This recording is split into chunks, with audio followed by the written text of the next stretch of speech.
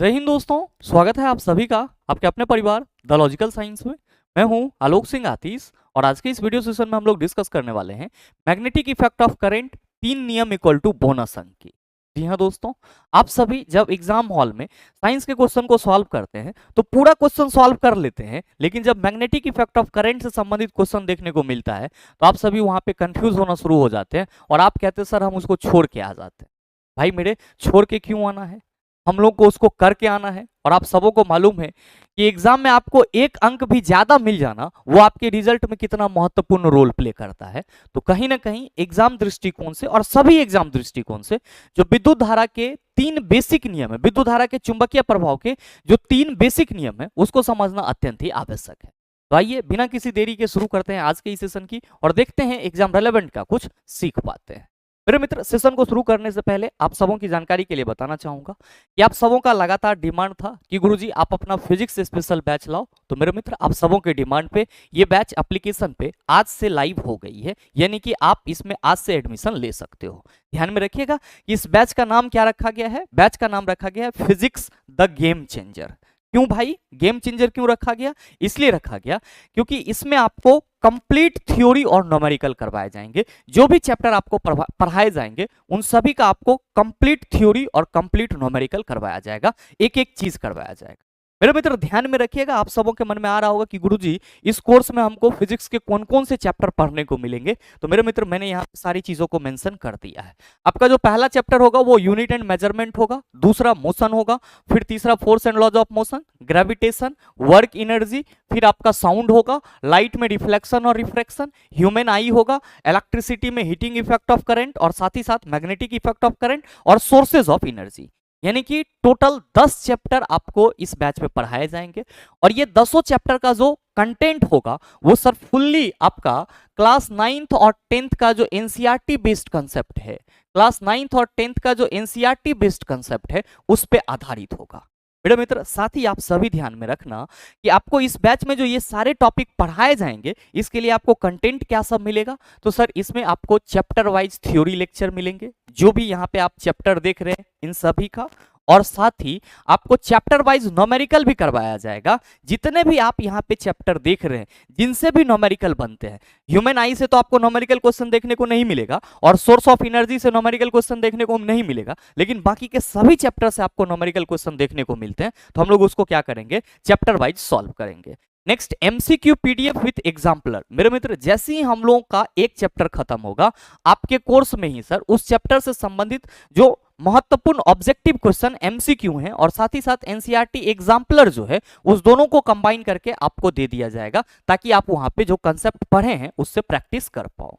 ध्यान में रखिएगा कि इसमें आपको चैप्टर वाइज थ्योरी का पीडीएफ भी प्रोवाइड कराया जाएगा। जैसे ही चैप्टर खत्म होगी चैप्टर का पूरा थ्योरी जो है वो आपका टाइप किया हुआ आपके कोर्स के फोल्डर में आपको दिखता रहेगा। तो आपका चैप्टर वाइज थ्योरी लेक्चर तो होगा ही, न्यूमेरिकल भी होगा और साथ में एमसीक्यू एग्जाम्पलर के साथ, और साथ में आपका चैप्टर वाइज थ्योरी पीडीएफ आपको इस कोर्स में दिया जाएगा। ध्यान में रखिएगा कि इस कोर्स का प्राइस जो है वो अभी फर्स्ट 100 स्टूडेंट के लिए कितना रखा गया है सर, 149 रखा गया है। एडमिशन आज से ही स्टार्ट है चला। वैलिडिटी कितनी होगी कोर्स की? वैलिडिटी 1 साल की होगी। क्लास आपको कैसे मिलेगी, लाइव मिलेगी या रिकॉर्डेड? मेरे मित्र, लाइव में आप सबों का समय बर्बाद होता है, बहुत सारे मित्र लाइव सेशन अटेंड नहीं कर पाते हैं। तो जो आपको क्लासेस मिलेगी वो रिकॉर्डेड मिलेगी और मंडे टू फ्राइडे यानी कि आपको वीक में 5 क्लासेस देखने को मिलेगी। क्लास आपका कब स्टार्ट हो रहा है? तो सर क्लास आपका 5 मई से स्टार्ट हो रहा है। और साथ ही मेरे मित्र ध्यान में रखेंगे कि ये जो आपका कोर्स है या फिर ये जो आपका बैच है ये कहाँ मिलेगा? तो सर ये हमारे एप्लीकेशन द लॉजिकल साइंस पे मिल जाएगा। मेरे मित्र, द लॉजिकल साइंस एप्लीकेशन को आप गूगल प्ले स्टोर से जाकर के डाउनलोड कर सकते हैं। ध्यान में रखिएगा कि अगर आपको इस बैच से संबंधित किसी भी तरह की इंक्वायरी लेनी है तो आप मेरे इस नंबर पे कॉल कर सकते हैं 9065970477। और एक खास बात जो आप सबों को बतानी है कि बहुत सारे मित्र ऐसे होते हैं जो बैचेज को या कोर्सेज को लैपटॉप में देखना चाहते हैं। तो मेरे मित्र, जो आपका ये बैच है इसको आप अपने एंड्रॉयड फोन में भी देख सकते हैं और साथ ही आप वेब वर्जन के थ्रू लैपटॉप में भी देख सकते हैं, यानी कि आप फोन और लैपटॉप दोनों जगह आसानी से कोर्स को एक्सेस कर सकते हैं। और ध्यान में रखिएगा कि एडमिशन आपका इस बैच में आज से ही चालू है। फर्स्ट 100 स्टूडेंट के लिए प्राइस 149 है।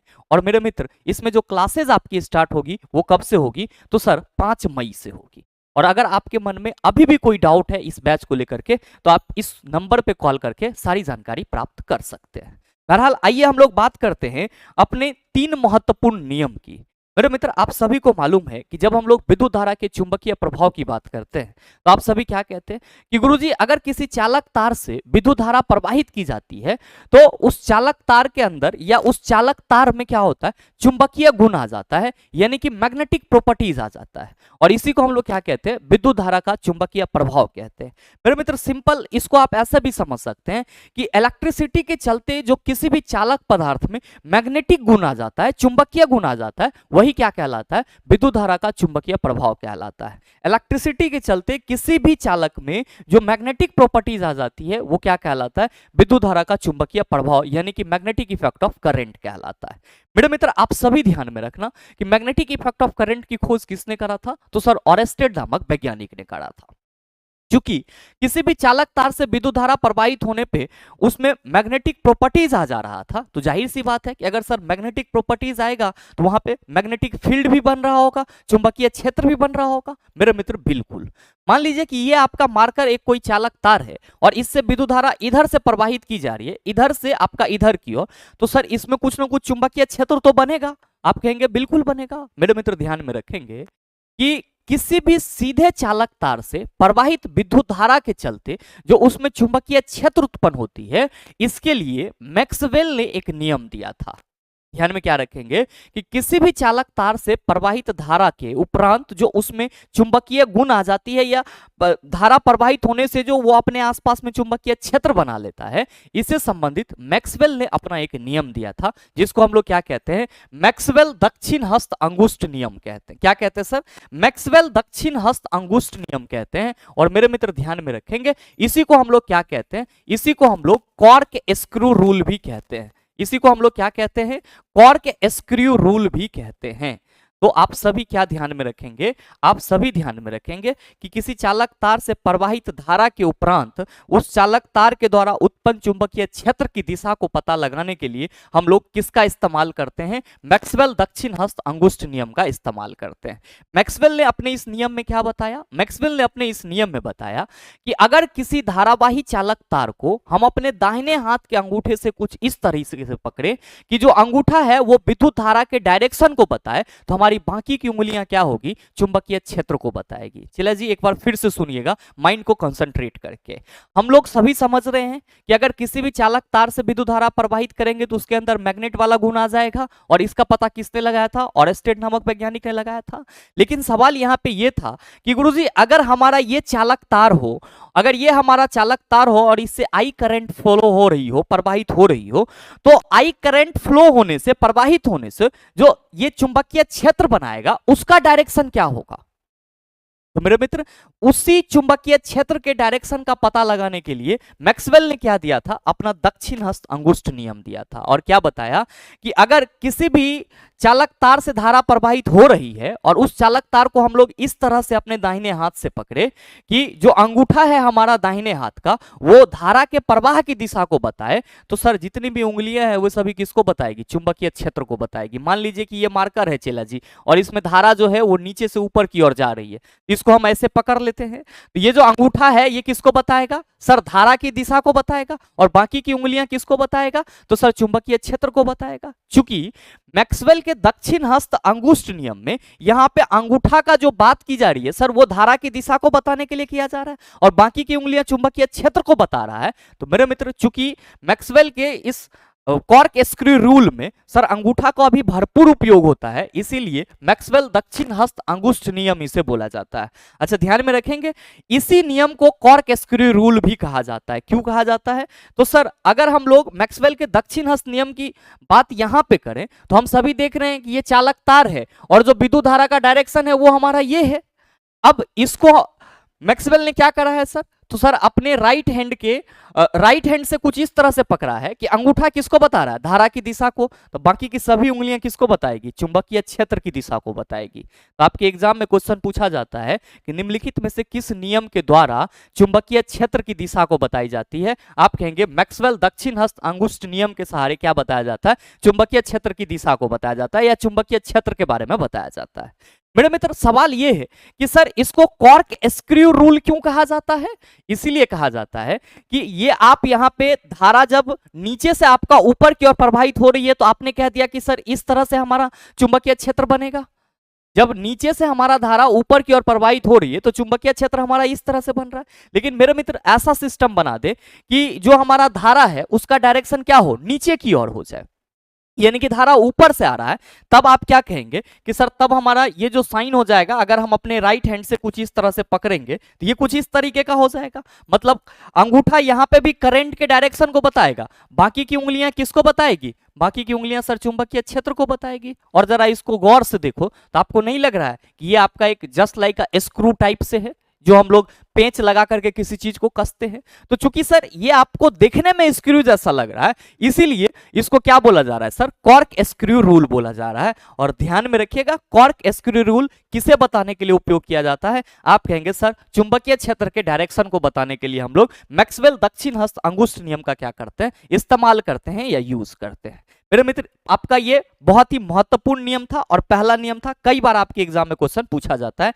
कि निम्नलिखित में से किसके नियम को कॉर्क स्क्रू रूल कहा जाता है, आप कहेंगे मैक्सवेल दक्षिण हस्त अंगुष्ठ नियम को। और साथ ही अगर क्वेश्चन ये पूछा जाए कि मैक्सवेल दक्षिण हस्त अंगुष्ठ नियम से क्या पता लगाते हैं, तो आप कहेंगे किसी भी धारावाही चालक तार में जो चुंबकीय गुण आ जाता है, जिस वजह से उसके द्वारा जो चुंबकीय क्षेत्र प्रोड्यूस किया जाता है, उस चुंबकीय क्षेत्र की दिशा, या सीधे कह सकते हैं कि चुंबकीय क्षेत्र की दिशा का पता लगाने के लिए हम लोग मैक्सवेल दक्षिण हस्त अंगुष्ठ नियम का क्या करते हैं, इस्तेमाल करते हैं।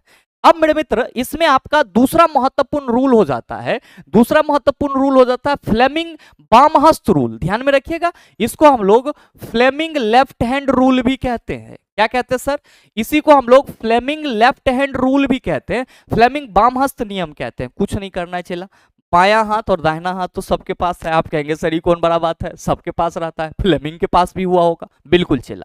लेकिन हमारे और फ्लेमिंग में बस फर्क इतना था कि सर फ्लेमिंग कुछ काम कर रहा था अपने बाएं हाथ और दाएं हाथ के सहारे, लेकिन हम लोग क्या करते हैं सर, तो सर हम लोग तो बस जो खाना पीना है अपना वो करते रहते हैं। ध्यान में रखिएगा कि फ्लेमिंग ने अपने बाएं हाथ के 3 उंगली, बहुत सारे मित्र तो यहाँ पे उंगली को ही नहीं समझ पाते हैं, आप सभी ध्यान में रखना कि आपके हाथ में 5 उंगली होती है।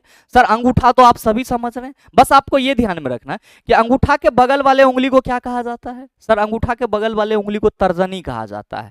और ये जो आप उंगली देख रहे हैं, ये सर ये बीच में है, 2 उंगली इधर 2 उंगली इधर, इसके बीच में है, तो सर ये मध्य में है, तो इसको मध्यमा बोला जाता है।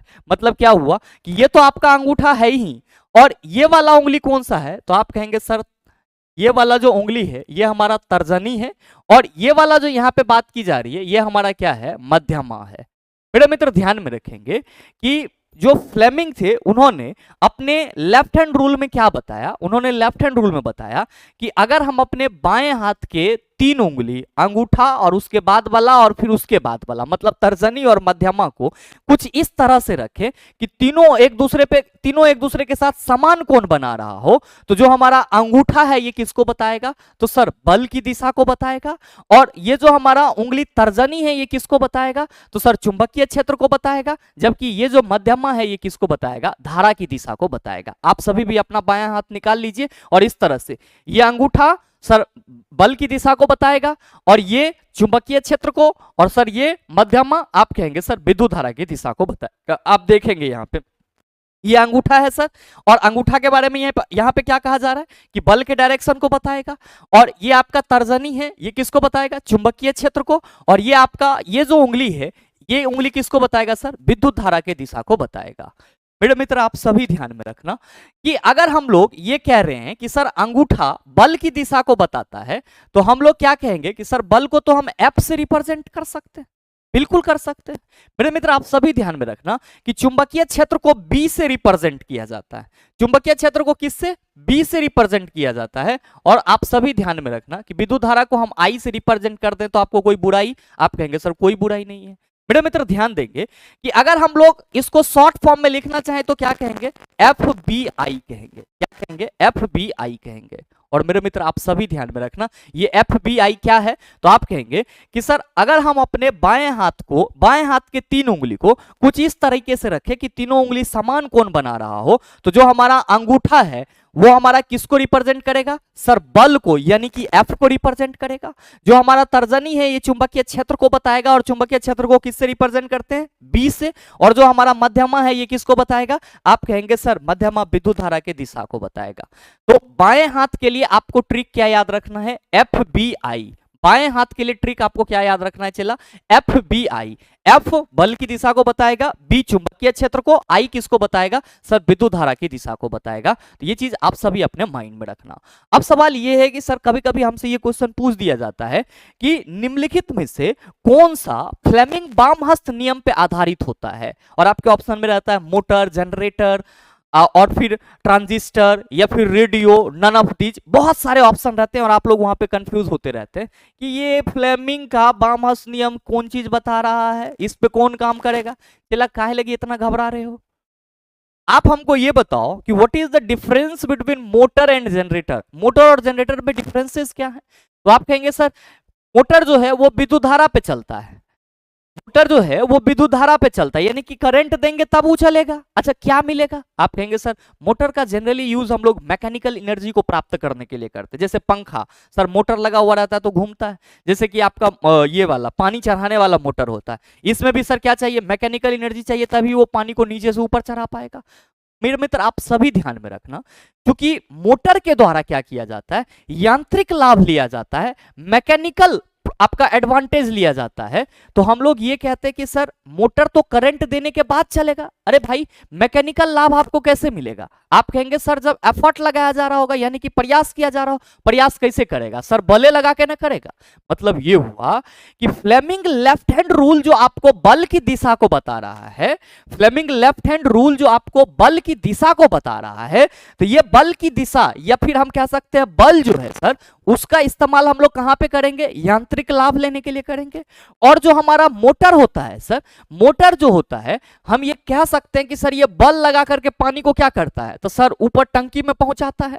तो सर मोटर में करंट देंगे तब मोटर क्या करेगा, बल उत्पन्न करेगा। और मेरे मित्र मोटर जब बल उत्पन्न करेगा तो यही बल का कार्य क्या होगा, सर ऊपर तक पानी को चढ़ाना होगा। इसका मतलब ये हुआ कि सर मोटर के थ्रू हमको क्या मिलता है, तो सर बल मिलता है। क्या मिलता है, बल। और बल की दिशा किसके द्वारा बताई जाती है, फ्लेमिंग बामहस्त नियम के द्वारा बताई जाती है। तो चेला जी आप सभी ध्यान में रखना कि फ्लेमिंग बामहस्त सिद्धांत पे कौन कार्य करता है, फ्लेमिंग लेफ्ट हैंड रूल पे कौन कार्य करता है। आप कहेंगे सर इलेक्ट्रिक मोटर जो है वो फ्लेमिंग लेफ्ट हैंड रूल पे कार्य करता है। इलेक्ट्रिक मोटर आपका किस पे कार्य करता है, फ्लेमिंग लेफ्ट हैंड रूल पर, यानी कि फ्लेमिंग के बामहस्त नियम पे कार्य करता है। ये चीज आप सभी कंठाग्र कर लेंगे। कैसे इसके नियम को याद रखना है, तो हमेशा अपने बाएं हाथ को सर इस तरह से रखेंगे कि सर हमारा जो अंगूठा है वो किसको बताएगा, आप कहेंगे एफ बी आई, अंगूठा बल की दिशा को बताएगा, ओकर बाद जो है वो चुंबकीय क्षेत्र को बताएगा, ओकर बाद विद्युत धारा को बताएगा। कोई दिक्कत नहीं होना चाहिए। आइए सर अगला देखिए, तीसरा महत्वपूर्ण रूल है आपका फ्लेमिंग दक्षिण हस्त नियम। इसी को हम लोग फ्लेमिंग राइट हैंड रूल भी कहते हैं। चला क्या कहते हैं, फ्लेमिंग राइट हैंड रूल भी कहते हैं। यहाँ पे लिखा हुआ है, देख रहे हो सब, कोई दिक्कत नहीं हो रहा होगा। लेकिन मेरे मित्र आप सभी समझना यहाँ पे कि अभी हम लोगों ने लेफ्ट हैंड रूल में किसको डिस्कस करा, एफ बी आई को डिस्कस करा। लेकिन यहाँ पे जो फ्लेमिंग का दक्षिण हस्त नियम है चला, इसमें हम लोग किसको डिस्कस करेंगे, तो सर एम बी आई को डिस्कस करेंगे। एम किसको बताएगा, तो सर एम जो है वो मोशन को बताएगा। किसको बताएगा, मोशन। किसके मोशन, तो सर चालक का जो मोशन होगा उसको बताएगा। बी किसको बताएगा, तो सर चुंबकीय क्षेत्र को बताएगा। किसको बताएगा चला, चुंबकीय क्षेत्र को बताएगा। और मेरे मित्र आई किसको बताएगा, तो सर आई जो है वो प्रेरित धारा की दिशा को बताएगा। किसको बताएगा चला, प्रेरित धारा की दिशा को बताएगा। चला जी ध्यान दीजिएगा, अभी जस्ट आपने देखा एफ बी आई फ्लेमिंग का जो लेफ्ट हैंड रूल है उसमें आप क्या कहते हैं, हम अपना लेफ्ट हैंड निकालेंगे और सर एफ बी आई लगाएंगे तो हमारा फोर्स, मैग्नेटिक फील्ड और करंट का डायरेक्शन पता चल जाएगा। अब फ्लेमिंग राइट हैंड रूल है, तो जाहिर सी बात है कि हमको अपना दाहिना हाथ निकालना होगा। बिल्कुल, चला निकाल लो इसे दाहिना हाथ। अब देखो कि इस दाहिने हाथ में क्या किया जा रहा है सर, कुछ इस तरीके से रखा हुआ है आपका, ये आपका कुछ इस तरीके से रखा हुआ है।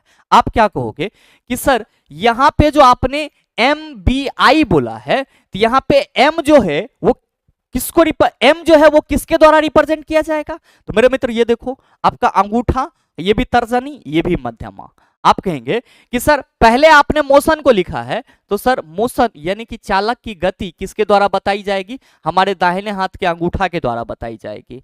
जो चुंबकीय क्षेत्र है सर वो हमारे दाहिने हाथ के तर्जनी के द्वारा बताई जाएगी, और इंड्यूस्ड करंट जो है वो हमारे दाहिने हाथ के मध्यमा के द्वारा बताई जाएगी। आप देख लो यहाँ पे कि ये जो आपका मध्यमा है ये चालक में प्रेरित विद्युत धारा को बताता है, इंड्यूस्ड करंट को बताता है, जबकि ये अंगूठा चालक की गति को रिप्रेजेंट कर रहा है, और ये जो आपका सर तर्जनी है ये किसको बता रहा है? सर चुंबकीय क्षेत्र को बता रहा है। किसको बता रहा है? चुंबकीय क्षेत्र को बता रहा है।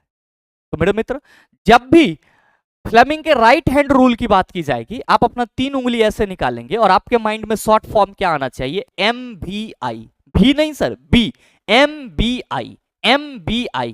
B चुंबकीय क्षेत्र को बताता है, M motion of the conductor, और साथ ही I प्रेरित धारा इंड्यूस्ड करंट को बताता है। तो मेरे मित्र जब भी राइट हैंड रूल की बात की जाएगी तो आप सभी याद रखना कि राइट हैंड रूल से बेसिकली हमको क्या पता चलता है? राइट हैंड रूल से बेसिकली हमको प्रेरित धारा की दिशा का पता चलता है।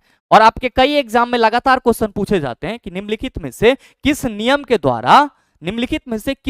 द्वारा प्रेरित धारा की दिशा को बताया जाता है? आप कहेंगे फ्लेमिंग के दक्षिण हस्त नियम के द्वारा प्रेरित विद्युत धारा की दिशा को बताया जाता है। क्योंकि मेरे मित्र ये इससे हम लोग प्रेरित विद्युत धारा की दिशा पता लगाते हैं, तो सवाल ये है कि sir Fleming right hand rule पे कौन कार्य करेगा? तो चला जी, जब आप जनरेटर की बात करते हो तो कहते हो सर उसके इंजन को स्टार्ट करते हैं। इंजन स्टार्ट करने से क्या होता है? तो सर मैग्नेटिक फील्ड के अंदर जो हमारा आर्मेचर रहता है वो बहुत तेजी से घूमता है, जिसको हम लोग चालक की गति के रूप में देख रहे हैं। तो आप कहेंगे सर चालक की गति, अगर हम लोग मोशन की बात करें तो ये हमारा चुंबकीय क्षेत्र होगा। तो चुंबकीय क्षेत्र के अंतर्गत क्या होगा? सर चालक गति करेगा। अब जब गति करेगा तो आप सभी को मालूम है कि चुंबकीय प्रेरण सिद्धांत जो हम लोग कहते हैं उसके द्वारा क्या होगा? आप कहेंगे सर यहाँ पे प्रेरित धारा उत्पन्न होगी, और प्रेरित धारा की दिशा को कौन बताएगा? सर मध्यमा बताएगा। तो मेरे मित्र जो हमारा जनरेटर होता है उसमें यांत्रिक ऊर्जा विद्युत ऊर्जा में बदलती है। अब भाई यहाँ पे प्रेरित धारा है तो ये हमारा किसी भी तरीके से आया हो है तो विद्युत ऊर्जा ही ना। मतलब ये हुआ कि सर जनरेटर से हमको विद्युत धारा प्राप्त करना होता है। कौन सा विद्युत धारा? आप कहेंगे प्रेरित धारा। कौन सा सर? प्रेरित धारा, इंड्यूस्ड करंट। इसका मतलब ये हुआ कि जो फ्लेमिंग का दक्षिण हस्त नियम है, फ्लेमिंग का दक्षिण हस्त नियम है, इस पे कौन कार्य करता है? आप सभी कहेंगे कि गुरुजी जो हमारा जनरेटर होता है वो किस सिद्धांत पे कार्य कर रहा होता है? तो जनरेटर सर फ्लेमिंग के दक्षिण हस्त सिद्धांत पे कार्य कर रहा होता है, जबकि मोटर सर फ्लेमिंग के वाम हस्त सिद्धांत पे कार्य कर रहा होता है, यानी कि फ्लेमिंग के लेफ्ट हैंड रूल पे कार्य कर रहा होता है। तो मेरे मित्र 3 नियम को अगर आपने डिटेल में अच्छे से समझ लिया है तो आप इसको एक बार शॉर्ट तरीके से याद रख लेना। जब भी बोला जाएगा चुंबकीय क्षेत्र, किसी भी धारावाही चालक तार से चुंबकीय क्षेत्र की दिशा का पता लगाने के लिए हम लोग किसका इस्तेमाल करते हैं? कौन से नियम का? आप कहेंगे सर मैक्सवेल दक्षिण हस्त अंगुष्ठ नियम का इस्तेमाल करते हैं, जिसे कॉर्क स्क्रू रूल भी कहा जाता है। अगर आपसे क्वेश्चन ये करा जाए कि मोटर निम्नलिखित में से किस नियम पे आधारित होता है? आप कहेंगे फ्लेमिंग बामहस्त नियम पे आधारित होता है। फ्लेमिंग के बामहस्त नियम से हमें किस चीज की जानकारी मिलती है? आप कहेंगे बल की दिशा की जानकारी मिलती है। और साथ ही मेरे मित्र अगर आपसे क्वेश्चन करा जाए कि प्रेरित धारा की दिशा का पता लगाने के लिए हम लोग किस सिद्धांत का उपयोग करते हैं? आप कहेंगे फ्लेमिंग दक्षिण हस्त नियम या फ्लेमिंग दक्षिण हस्त सिद्धांत का उपयोग करते हैं। और साथ ही जो हमारा जनरेटर होता है वो किस पे कार्य करता है? तो सर चूंकि जनरेटर से हमको विद्युत धारा लेना होता है और प्रेरित धारा की दिशा फ्लेमिंग दक्षिण हस्त नियम से मालूम चलता है, तो जाहिर सी बात है कि जनरेटर हमारा किस पे कार्य करता है? फ्लेमिंग के दक्षिण हस्त नियम पे कार्य करता है। तो मेरे मित्र ये 3 महत्वपूर्ण नियम थे और मेरे ख्याल से आप इस तीनों महत्वपूर्ण नियम को आसानी से समझ पाए होंगे। चुंबकीय क्षेत्र की दिशा आप कहेंगे सर कॉर्क स्क्रू रूल से, बल की दिशा वाम हस्त नियम से, प्रेरित धारा की दिशा सर दक्षिण हस्त नियम से। मेरे ख्याल से अब ये चीज आपको कंठाग्र हो गया होगा और इसमें कहीं से कोई कंफ्यूजन की बात ही नहीं है।